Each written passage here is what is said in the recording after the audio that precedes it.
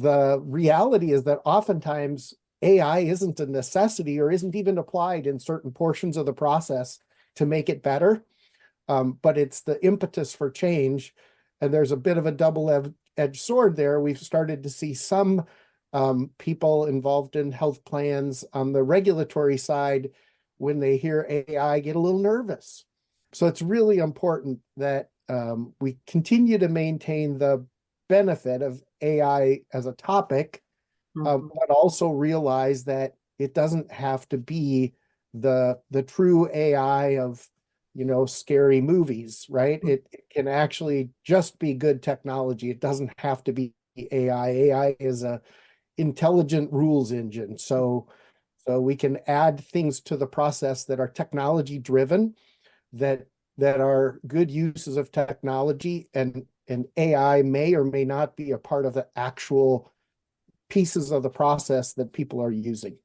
It's interesting that you bring that up because one of the topics that we've been talking a lot about recently is touchless prior authorization.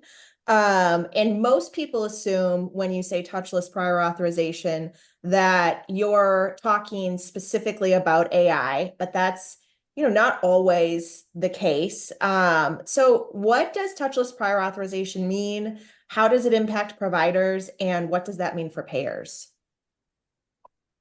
Yeah, that's a great question. So when you think about the process, right, the first step in the process is for the provider to be able to know, I just created an order, is a prior auth required?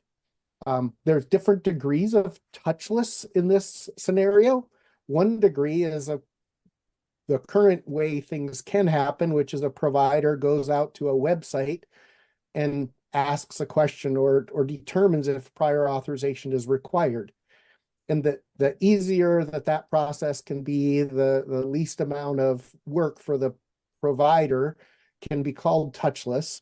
The next step of evolution in that process is where the electronic medical record system in the background is asking the payer's system if a prior authorization is required, and showing that up, bring that up on the EMR system in the middle of the workflow, right? So that's the degrees of touchless.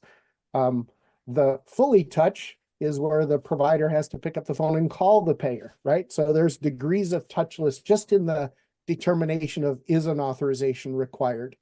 When it comes to submitting the prior authorization, there are multitudes of systems that will look at prior auth requirements and gather the correct information inside of the EMR to assist the provider in submitting that prior authorization.